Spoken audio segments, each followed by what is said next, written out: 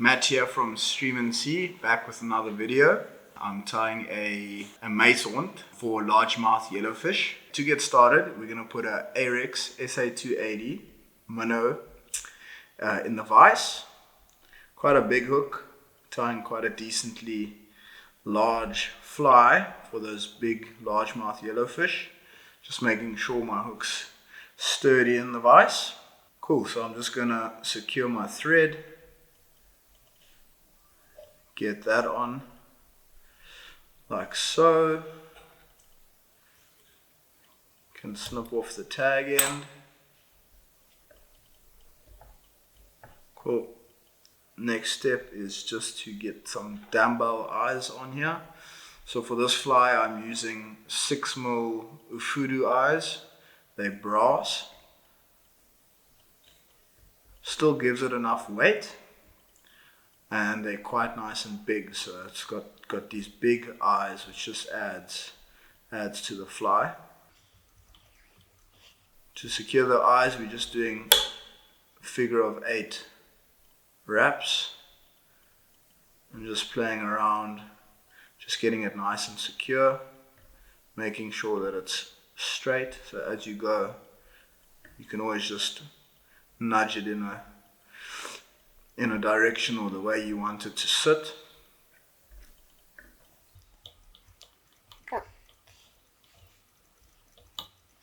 So for this fly I'm using a Danville's 210 denier flat waxed thread.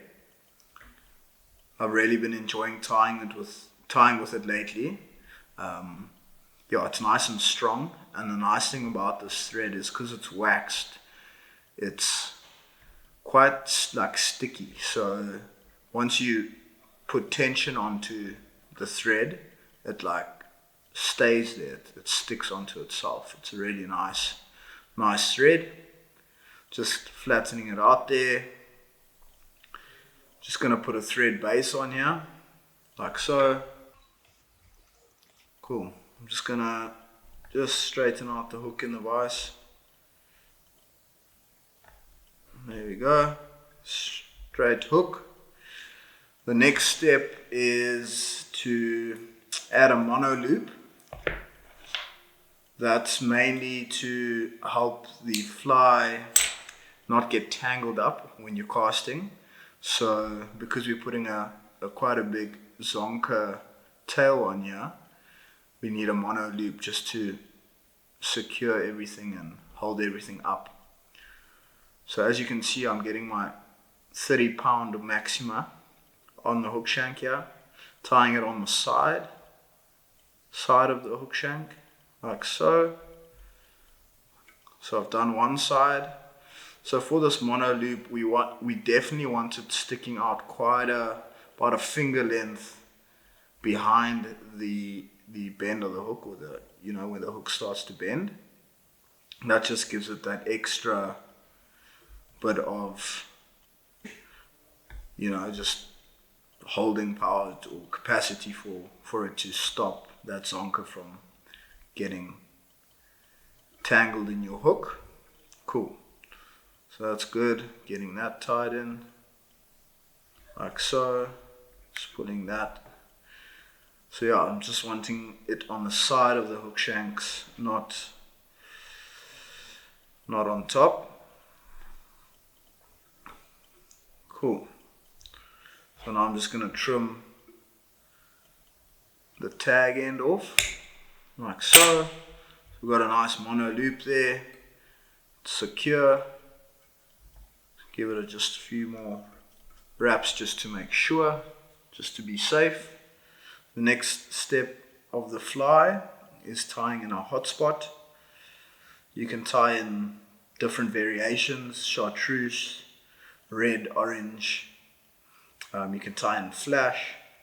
I'm going with a orange marabou, so I'll just grab a decent bunch there in my hand, like so.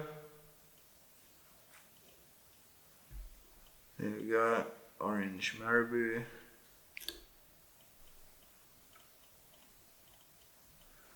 Cool. just making sure it's on top of the hook shank. There we go. Just going to trim this off.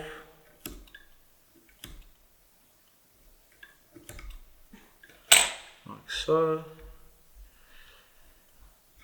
I don't like to add too much. This fly is already so big, so it's quite a attractor in itself. It's going to pull fish from far, so you don't need much color or flash in it.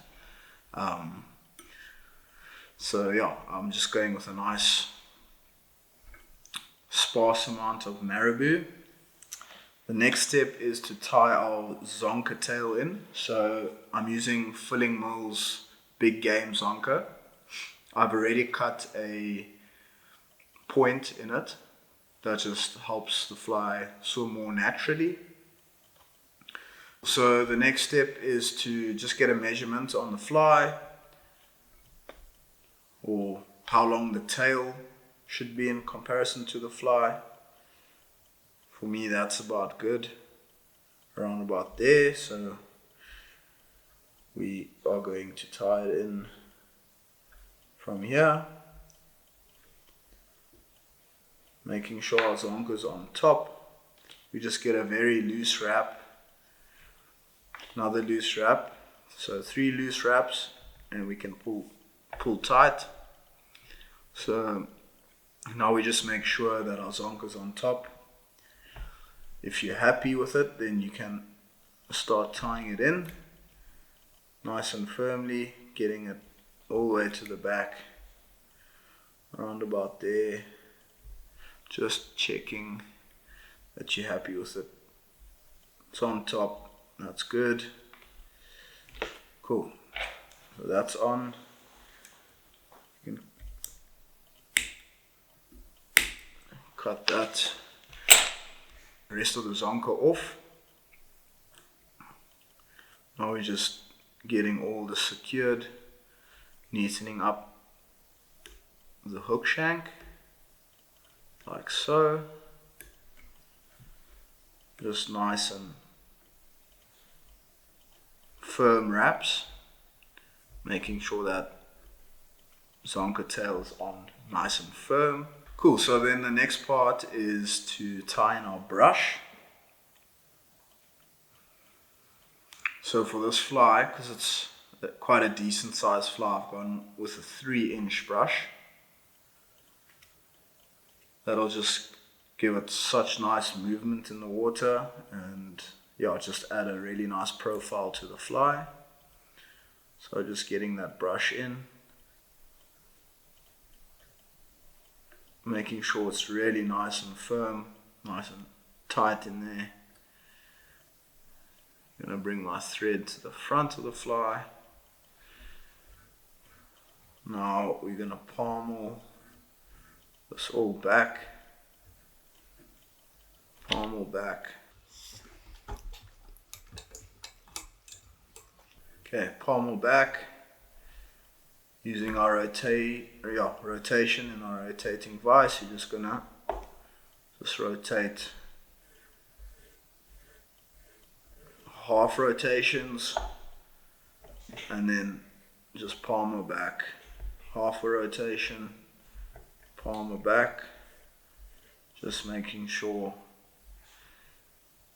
all of these long fibers are facing back, like so. Get quite a nice amount behind the dumbbell eyes.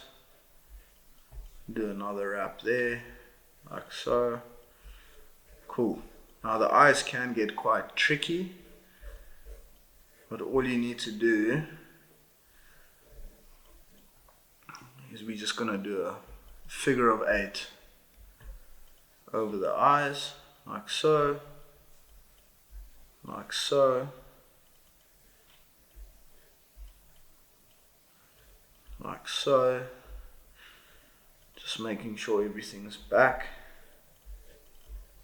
Carry on palmering everything back like so. We'll do another wrap just in front of the eye, of the hook. There we go. Cool. Now I'm going to tie this in there. Get that out of the way. So we're just going to do a loose wrap, another loose wrap,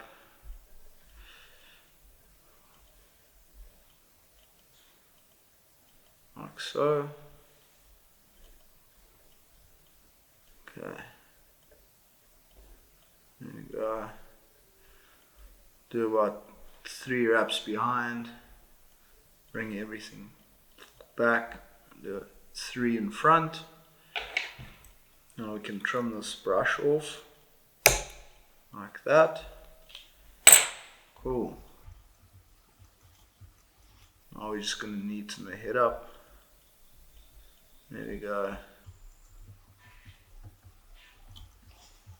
Cool, so that's basically the fly done. We're just going to give it a whip finish. I like doing 3 and then pulling tight. Do 3 and then just 3 more for good luck.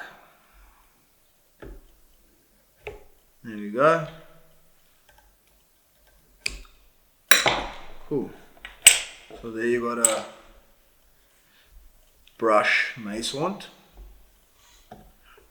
It's up to you if you want to do some trim work.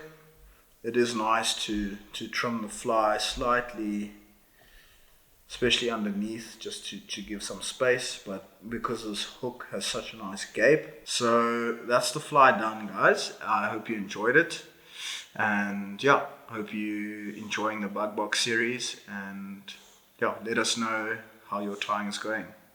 Cheers.